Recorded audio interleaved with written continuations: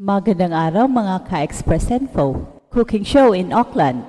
Yan ang tanong ng mga Pinoy basketball fans. Well, mukhang hindi patas ang tawagan sa laro ng Gilas Pilipinas versus New Zealand. Nakatikim ang mga referees ng napakalakas na boost galing sa predominantly Pinoy crowd.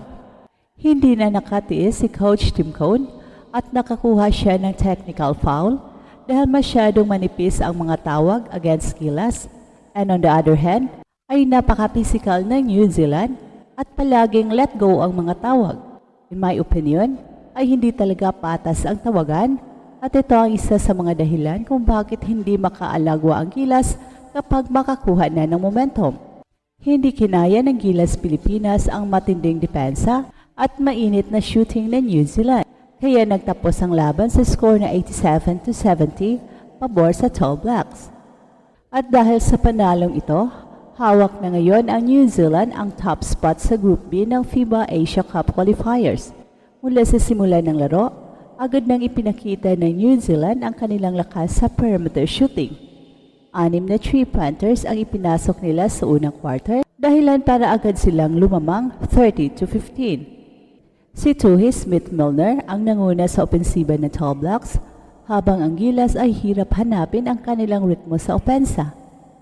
Sa kabila ng pagsisikap ni Justin Brownlee, Dwight Ramos at Junmar Fajardo, hindi pa rin nakahanap ng sagot ang Gilas sa malamasinop na opensa ng New Zealand.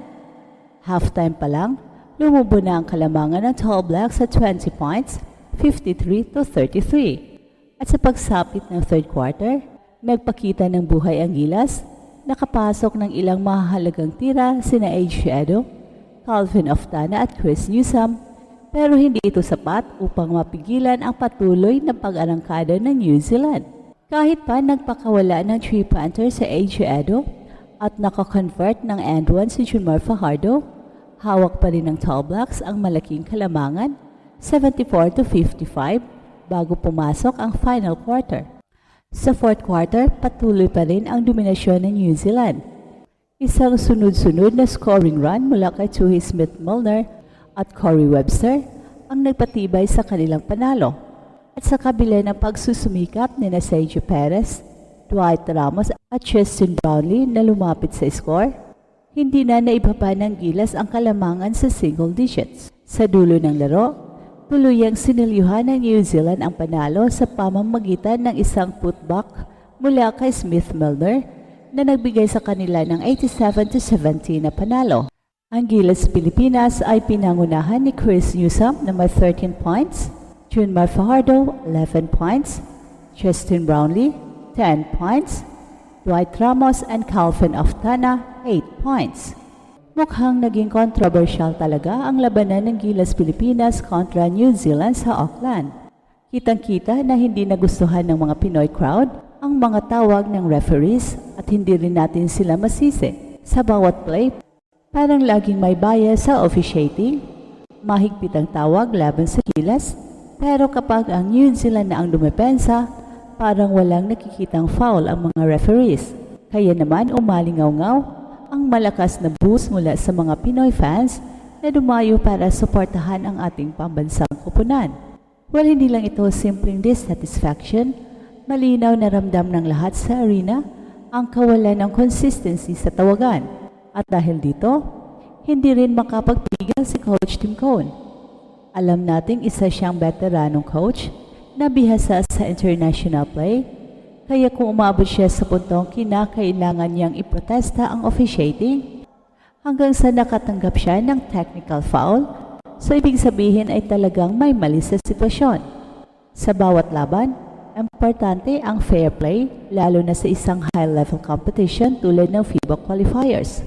Kapag ang isang team ay laging tinatawagan ng foul sa maliliit na bagay, pero ang kalaban ay nakakawala sa mas physical na depensa, siguradong maaapektuhan ang laro. At isa sa mga naging malaking epekto sa tawagan ay ang pagkawala ng momentum ng Gilas.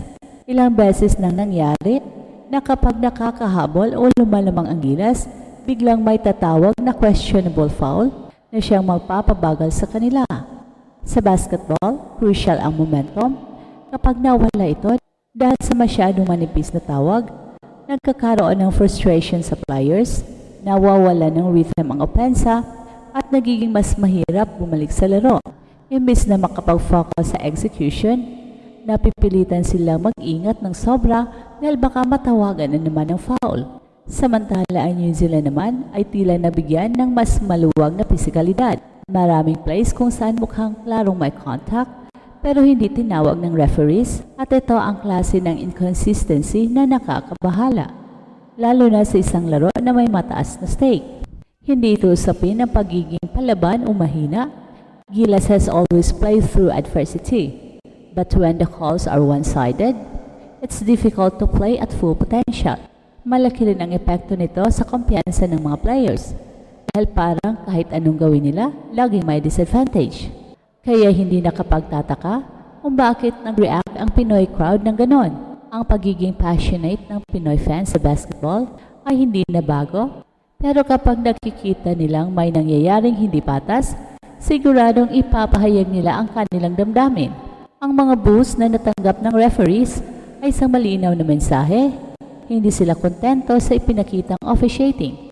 At sa ganitong klaseng laban, kung saan ang bawat posisyon ay mahalaga, hindi natin masisi ang mga fans kung pakiramdam nila ay ninakawan ang pagkakataon ng Gilas.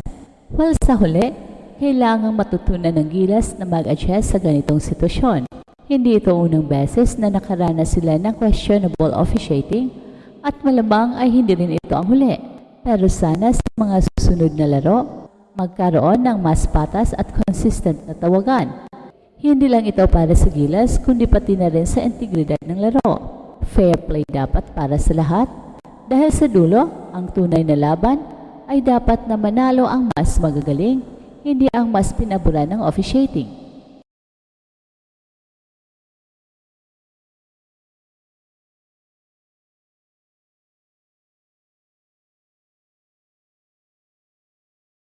Hey, hey, hey! Attention mga kapatrol! Get ready for an epic giveaway! Once Express Info hits 150k subscribers, one lucky winner will win the incredible Oppo Reno 11F 5G smartphone.